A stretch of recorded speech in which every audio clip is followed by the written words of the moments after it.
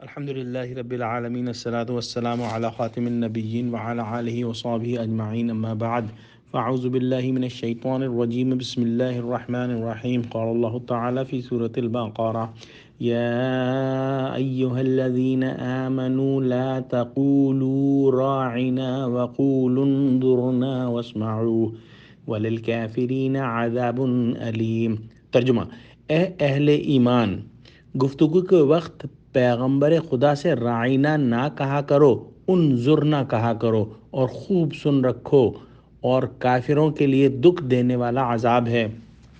بنی اسرائیل اور یہود کی ایک عادت تھی کہ اللہ کے احکام کے اندر وہ تمسخر کرتے تھے، مذاق بنا لیتے تھے ان چیزوں کو، اور زبان مروڑ کر ایک لفظ کو دوسرے لفظ کے ساتھ جو ہے بدل دیتے تھے۔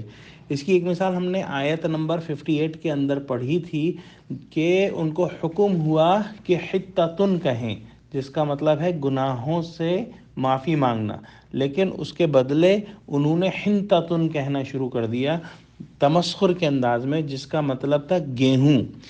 یہاں پر ایک واقعہ جو ہے وہ پیش ہوا ہے کہ جب یہودی آ کر آپ صلی اللہ علیہ وسلم کی مجلس میں بیٹھتے اور آپ صلی اللہ علیہ وسلم کی باتیں سنتے، بعض بات جو اچھی طرح نہ سنتے اس کو دوبارہ کہنے کے لیے، مکرر کہنے کے لیے جو ہے آپ صلی اللہ علیہ وسلم سے درخواست کرتے تو راعنا کہتے۔ راعنا کا مطلب ہے یعنی ہماری طرف متوجہ ہوں اور ہماری رعایت کریں۔ یہ کلمہ ان سے سن کر کبھی مسلمان بھی کہہ دیتے۔ اللہ سبحانہ وتعالیٰ نے فرمایا کہ یہ لفظ نہ کہو، اگر یہی بات کہنی ہو تو انظرنا کہو۔ کیوں؟ کیونکہ انظرنا کے معنی بھی یہی ہیں، یعنی کہ جو ہے ہماری طرف توجہ کریں اور دوبارہ سے ہمیں یہ بات بتائیں۔ اور اس کے بعد اللہ سبحانہ وتعالیٰ نے فرمایا کہ واسمعوا، کہ ابتدا ہی سے متوجہ ہو کر سنتے رہو تاکہ یہ دوبارہ کہنے والی بات کہنی ہی نہ پڑے۔ اصل میں یہود جو ہے اس لفظ کو، راعنا جو تھا، اس لفظ کو بدنیتی اور فریب کے ساتھ جو ہے استعمال کرتے تھے، اور اپنی زبان کے اندر جو ہے دبا کر اس کو راعنا کی جگہ راعینا کہہ دیتے تھے۔ اور راعینا کا مطلب ہے ہمارا چرواہا۔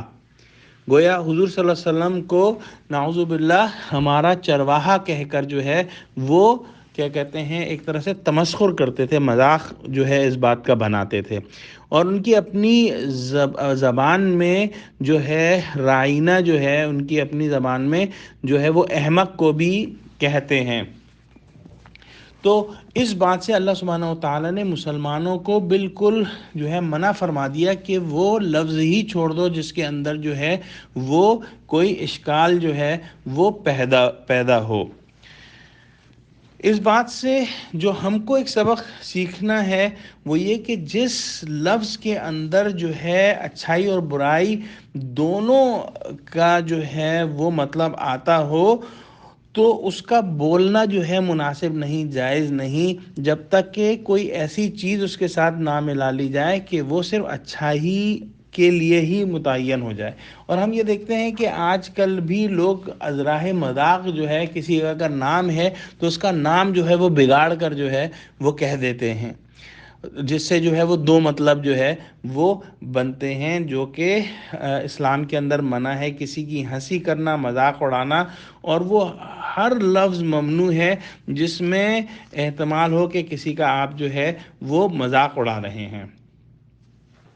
تو اس بات سے جو ہے ہم کو جو ہے یہ بات سمجھنی ہے کہ زندگی کے اندر جو ہے جب ہم تقویٰ کی بات کرتے ہیں تو بہت ہم کو قدم قدم پر محتاط رہنا ہے، اور اپنی زبان کو جو ہے بہت احتیاط سے استعمال کرنا ہے کہ بلا وجہ جو ہے وہ ہم کوئی ایسی بات نہ کریں جس سے جو ہے ہم اپنے لیے گناہ کما لیں۔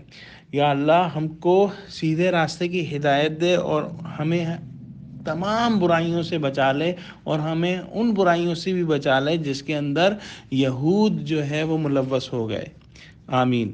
وآخر دعوانا ان الحمد للہ رب العالمین، والسلام علیکم ورحمۃ اللہ وبرکاتہ۔